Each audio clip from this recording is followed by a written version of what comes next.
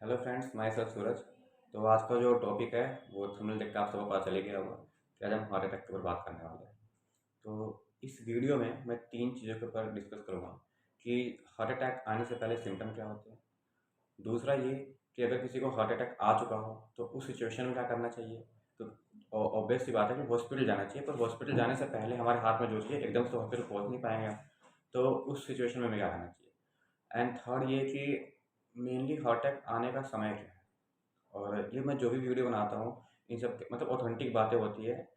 मैं स्टडी करता हूँ इन सब चीज़ों के ऊपर, बुक्स पढ़ता हूँ और कुछ कहीं और से इन्फॉर्मेशन गेन करता हूँ, उसके बाद ही बताता हूँ। बाकी फिर भी आप अगर ऐसा कुछ सिचुएशन या फिर कुछ भी होता है तो आप अपने जो पर्सनल डॉक्टर है आपके, तो उनसे बात करके ही करें।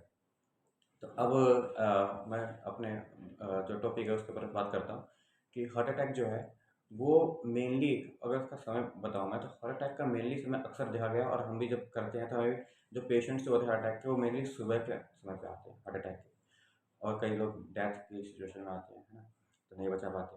तो ऐसा होता है कि सुबह के समय ज़्यादा हार्ट अटैक आता है। अब सुबह के समय ही क्यों ज़्यादा मतलब चांसेस रहे मॉर्निंग टाइम में, इसको मैं आपको बताता हूँ। इसको समझने से पहले आप दो चीज़ समझिए कि हमारी बॉडी में दो तरह का सिस्टम काम करता है।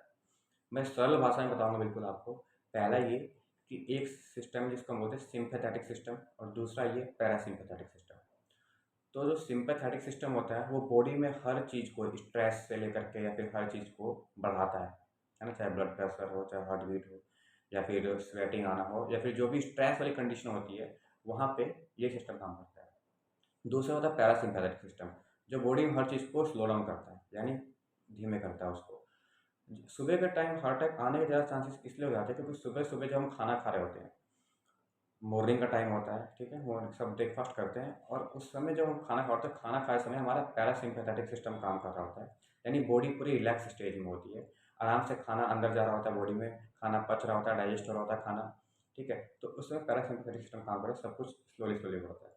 पर आजकल की भाग दौड़ की ज़िंदगी में फटाफट ब्रेकफास्ट लेना, है ना, उसके बाद फिर फटाफट ऑफिस के लिए जाना, कॉलेज के लिए जाना, स्कूल के लिए जाना, इतना ज़्यादा तेज एकदम से हमारा सिंपैथेटिक सिस्टम यानी स्ट्रेस वाली कंडीशन आ जाती है।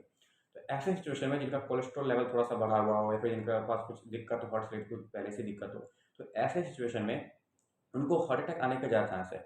क्योंकि सिंपैथेटिक सिस्टम जब एक्टिवेट होता है तो स्ट्रेस वाली कंडीशन में कुछ ऐसे हार्मोन्स रिलीज करता है जैसे कि एड्रेनलिन या फिर जो भी। तो इस सिचुएशन में एकदम से हार्ट बीट बढ़ती है, ब्लड प्रेशर बढ़ता है, ये सब बढ़ता है, तो हार्ट अटैक आने के सिस्टम जो चांस होते हैं वो ज़्यादा बढ़ जाते हैं। तो इसलिए मॉर्निंग टाइम में ज़्यादा ही हार्ट अटैक आने के चांसेस देखे जाते हैं। दूसरा ये कि अगर किसी को हार्ट अटैक आने वाला है तो क्या हो सकता है। देखो 100% तो नहीं, पर ये सिम्टम आमतौर पे सब में देखा गया है कि अगर किसी को हार्ट अटैक आने वाला है तो ये कुछ सिम्टम्स है। जैसे उसको स्वेटिंग आएगी, चेस्ट में पेन होगा बिल्कुल, तो चेस्ट में पेन होगा उसको, स्वेटिंग बहुत ज़्यादा आएगी, और जो चेस्ट का पेन होगा वो चेस्ट का पेन बढ़ते हुए इधर इधर जाएगा, कंधे तक जाएगा, फिर इधर बैक में, और फिर जॉ तक, जॉ डिस्कम्फर्ट भी कर सकता है वो। तो यहाँ तक वो पेन बढ़ता जाएगा और इस तरह से पेन वो आगे फैलेगा। उसके बाद वीकनेस से फील होगी, है ना, कि कमजोरी सी लगेगी, चक्कर आएगा। तो ये सब कुछ कॉमन चीज़ें हैं जो हार्ट अटैक आने से पहले के सिम्टम को बताता है कि ये है हार्ट अटैक, ठीक है। और बाकी अब क्या हम बात करते हैं कि अगर किसी को ऐसा हो जाए, घर में किसी को हार्ट अटैक आ जाता है, उसको सबसे पहले सुपाइन मतलब कि उसको सीधे लेटा दो, उसको ज़मीन पे लेटा दो, और ऐसी जगह जहाँ पे हवा आ रही हो और कम से कम लोग हो वहाँ पे, ज़्यादा लोग ना हो, और ऐसी बातें करो जिससे उसको टेंशन ना हो। ये काम करना है आपको। सॉरी। तो उसको लेटा देना बिल्कुल सीधे, और हवादार इलाका हो जहाँ से हवा अच्छे से आए, पास हो अच्छे से, और वो रिलैक्स स्टेज में हो। फिर उसके पास क्या करना है कि अगर घर में कोई भी एस्प्रिन की कोई टैबलेट होती है, एस्प्रिन की, डिस्प्रिन ले लो, डिस्प्रिन की गोली सबके पास होती है, जो बहुत जल्दी माउथ डिजोल्विंग होती है ना। तो डिस्प्रिन की गोली होती है, वो गोली उसके मुंह पे रख दो, चाहे उसको चबा के दे दो अगर खाने कंडीशन में है, चबा जाए, या फिर पानी है तो पानी के साथ दे दो, जो है वैसे वो वैसे भी जल्दी से डिजोल्व हो जाएगा। तो ये जो एस्प्रिन फिर डिस्प्रिन का जो ये फॉर्म है, ये क्या करता है, ब्लड को और थिन करता है, पतला कर देता है। तो ऐसा कई बार देखा गया है कि ऐसा करने से जो पेशेंट होता है वो हॉस्पिटल जाने तक मतलब रहता है कंडीशन में। उसके बाद तो फिर बहुत सारी चीज़ें हैं जिससे वो बच सकता है। तो उसको ये कर सकते हैं हम, है ना। और क्या करना चाहिए कि अगर हार्ट अटैक आ रहा है तो अगर ये तो दे दो, बाकी अगर उसका कुछ भी नहीं चल रहा है तो इस सिचुएशन में हमें क्या करना होता है, फिर उसको बिल्कुल लेटाने के बाद उसके हार्ट को 2-3 बार पंप करना पड़ता है। हार्ट के ऊपर ऐसे हमें अपने दोनों हाथों को ऐसे करना है, ऐसे बांध देना होता है, ऐसे। और फिर ये जो होती है, ये इससे अपने को ऐसे और अपनी नी को मोड़ना नहीं है, और ऐसे बांध के बिल्कुल ऐसे, अगर वो नीचे लगा तो नीचे करके उसको पुश करना होता है। तो वो बहुत जल्दी जल्दी करना पड़ता है। उस प्रोसेस को हमारे CPR भी बोलते हैं, जिसके अंदर हम लंग्स और हार्ट दोनों को बचाते हैं। तो अगर किसी को इसकी प्रैक्टिस नहीं है, तो हम अगली वीडियो इसके ऊपर बना दूँगा कि CPR कैसे देते हैं। तो एक ये काम करना है आपको। इन सब के बाद फिर उसको जल्दी जल्दी हार्ट अटैक अगर पेशेंट है तो उसको हॉस्पिटल में लेके जाना है। दूसरी बात ये कि अगर किसी को, जैसे कि सिम्टम मैंने बताया आपको कि ये सब हो रहा है, तो अगर ऐसे ऐसे सिम्टम आ रहे हैं, किसी का चेस्ट पेन हो रहा है किसी का, तो वो जल्दी से हॉस्पिटल में जाए और जाकर के कुछ टेस्ट होते हैं, जैसे कि एक ECG टेस्ट होता है, उससे दिख जाएगा, ECG की जो लाइन्स होती है उससे कंफर्म हो जाता है, ऐसे पता चल जाता है कि हार्ट अटैक आने का क्या चांस है, फिर क्या चांस नहीं है।